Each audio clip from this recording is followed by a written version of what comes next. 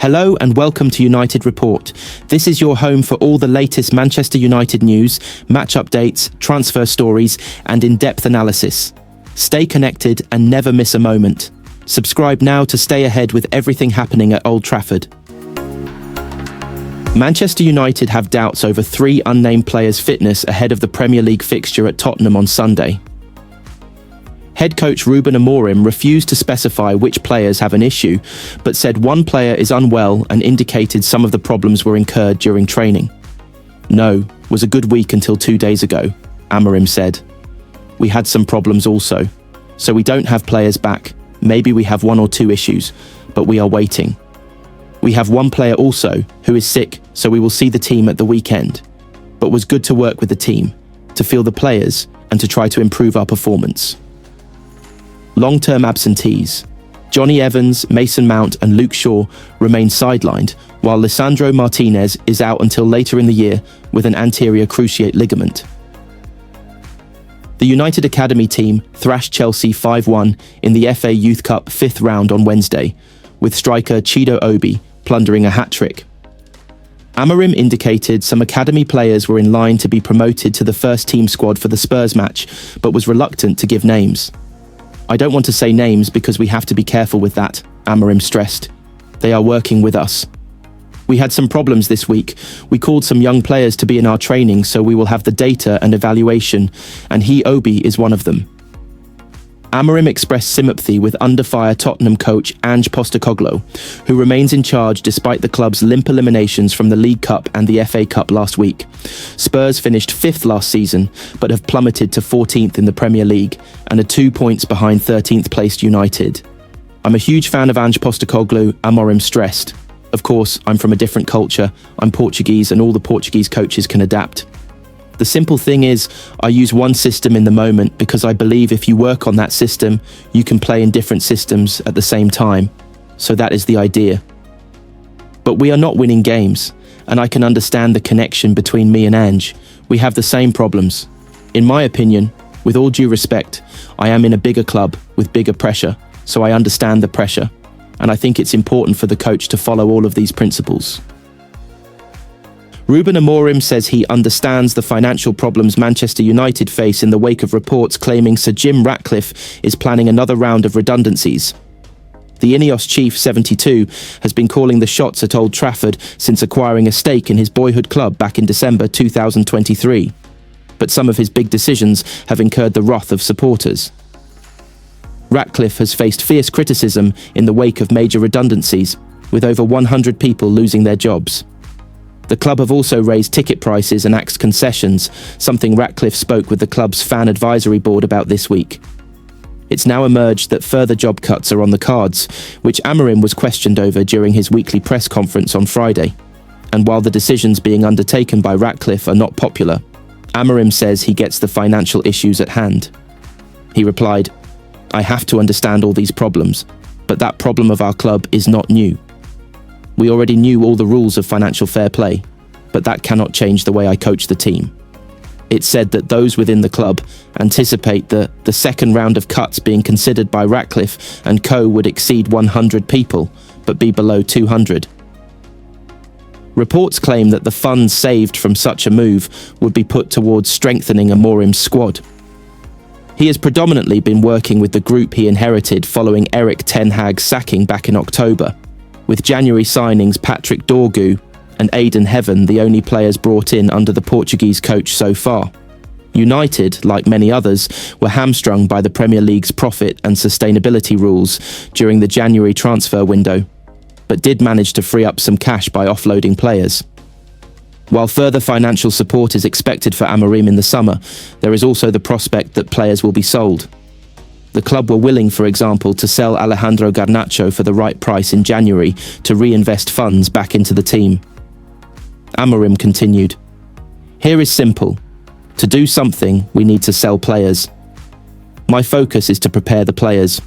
We need to focus on the games we have, especially the next one. Manchester United face Tottenham Hotspur in the Premier League on Sunday afternoon, kick-off 4:30 p.m. United narrowly beat Leicester City 2-1 in their previous match last week in the FA Cup, thanks to a late goal from Harry Maguire that was controversially allowed despite the defender being offside. The Reds will aim to heap further woe on Ange Postecoglou's Spurs, who were recently ousted from both domestic cups and currently sit one spot below United at 14th in the Premier League standings. United will also have their sights set on their upcoming FA Cup fifth-round tie against Fulham next month and a pivotal Europa League last 16 encounter. Triumph in either tournament would ensure European football at Old Trafford for next season, with the latter offering a coveted spot in the Champions League. With all that said, below are some of the latest media reports surrounding the Reds, as well as a view on each one. German outlet Bild reports that the Reds have expressed an interest in RB Leipzig's young French centre-back, Castello Luqueba. Luqueba has a reported £75 million release clause in his current Leipzig contract. It is rumoured that the 22-year-old, who only joined the Bundesliga side from Lyon in 2023, is preparing for a mega deal this summer, opening the door to United. Jamie Carragher has slammed the current state of both Manchester United and Tottenham ahead of their meeting in North London this weekend. You know what Manchester United do, okay, away from home, in sort of big stadium, but Tottenham beat them a few weeks ago. I think this will be 1-1, because I think Man United will go there, but their back five, sit there, try and make it awkward, try and nix up them. And I'm not sure Tottenham have got enough to score a few goals, even the energy. Manchester United return to action on Sunday afternoon, away at Tottenham in the Premier League, kick-off 4:30 p.m.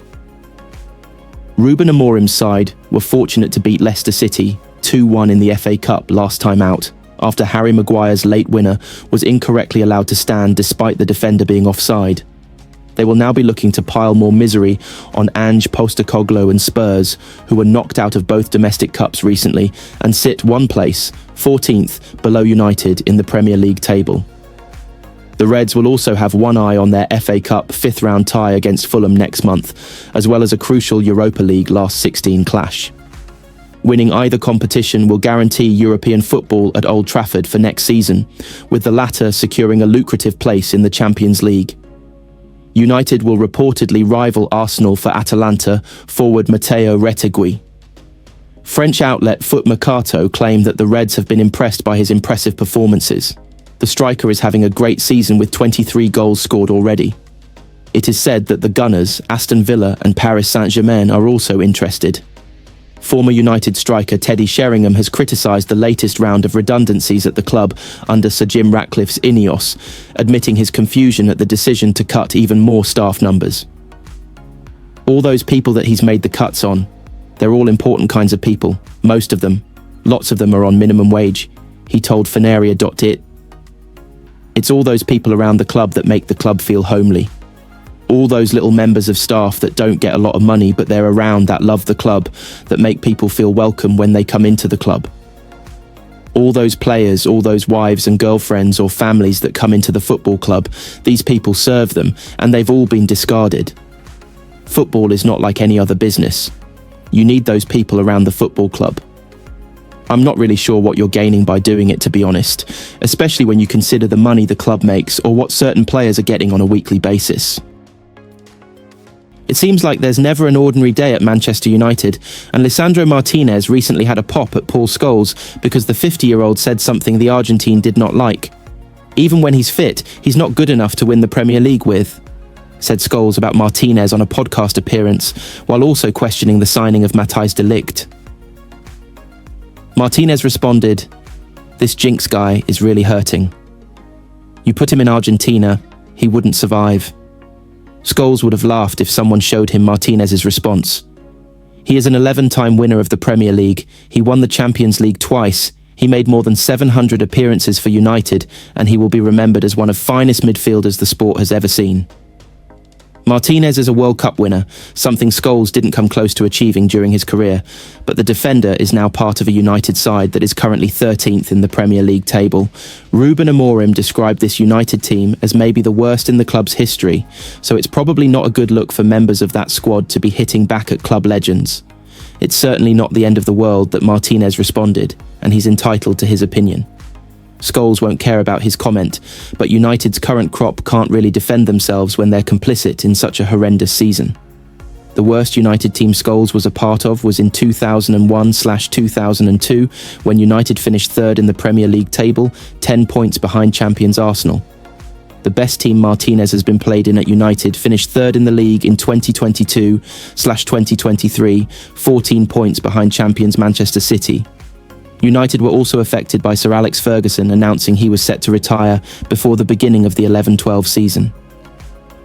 "I think a lot of them had put their tools away," said Ferguson years later.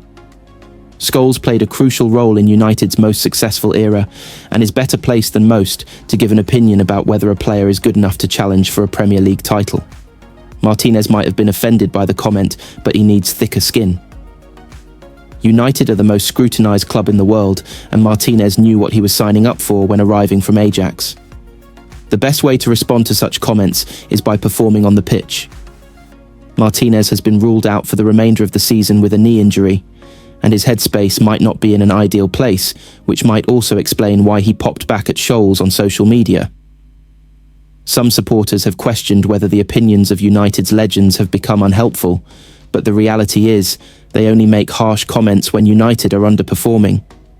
If United were fighting for the league title and competing in the Champions League, there would be no negative coverage and every club legend would be singing the current players' praises. Its simple good performances generate positive coverage. United's current crop are criticised by former players because they are part of a club that looks unrecognisable at times. Martinez was within his rights to respond to Scholes, but it was probably inadvisable to do so. Bruno Fernandes has played every minute for Manchester United so far in 2025, but what is interesting isn't the amount of time the club captain is spending on the pitch, but where he is spending it. Fernandes has always been undroppable at United, not simply because he has the armband on, but because of his influence on the team as the most potent attacking weapon. But that is something Ruben Amorim has begun to sacrifice. Fernandes has started and completed 9 games in a row this year, but in all bar one of them he has at least had a spell in a deeper midfield role. In the last 3 games against FCSB, Crystal Palace and Leicester City, he has been a permanent fixture there as he develops a partnership with Manuel Ugarte. That move partly came about after Kobbie Mainoo was moved further forward in Bucharest. Not only did the academy graduate impress as a number 10, but Amorim has made it clear he has no intention to return the 20-year-old to a deeper role, admitting he was struggling with the defensive side of the game in midfield. That has created a vacancy next to Ugarte, and Fernandes is the man to fill it. Casemiro and Christian Eriksen are both only bit-part players now under the Portuguese head coach, and it seems that both lack the physical attributes to play that role. And with Mainoo's defensive work under the spotlight, it only really leaves Fernandes and rookie midfielder Toby Collier. The partnership between Ugarte and Fernandes has shown early promise. The Uruguayan brings plenty of steel to the midfield and is excellent at winning the ball back and putting opponents under pressure. Fernandes brings a bit more composure and quality in possession, and with United's build-up play under Amorim still being a work in progress, that ability on the ball can be key in deeper areas. Passing stats aren't yet available for the Leicester City game on FBrEF, but the fixtures against Palace and FCSB ranked 1st and 5th for Fernandes this season in terms of passes he has attempted and 2nd and 3rd for successful passes. It shows the influence he now has in that role and the contribution he could make to United's structure from that position. Moving Fernandes to that deeper role has been partly out of necessity, with options for that position next to Ugarte dwindling, but in that area of the pitch, it looks like a realistic option for the future for Amorim. His current problem is that every decision like that can have a knock-on effect, and taking Fernandes away from a number 10 impacts United's creativity. That is a major issue at the moment. Amad, Mainoo, and Alejandro Garnacho have filled those roles behind the striker lately, but they don't yet offer the same reliability and consistency as Fernandes as an attacking weapon. The 30-year-old's record of 88 goals and 78 assists in 269 games for the club is outstanding, but most of those contributions come from attacking midfield. In time, United might be able to replace them, and Fernandes will still contribute from deeper, both in open play and from set pieces. Amad has the potential to be a major source of goals and assists, and Garnacho has been this season, although he has yet to make one of those inside roles his own under Amorim. MAINO showed in that Europa League game in Bucharest that he has real strengths to bring to an attacking role, notably his ability to work in tight areas and manipulate the ball. He got on the score sheet in that game and had at least one other good chance, but his momentum stalled when he pushed up to the striking role against Palace. Right now, MAINO, Amad and Garnacho are works in progress. They have the ability to really make that role their own, but they don't yet offer the consistent level of goal threat that Fernandez did. That is the risk with moving the Portuguese playmaker back to a deeper role at this stage of the team's development.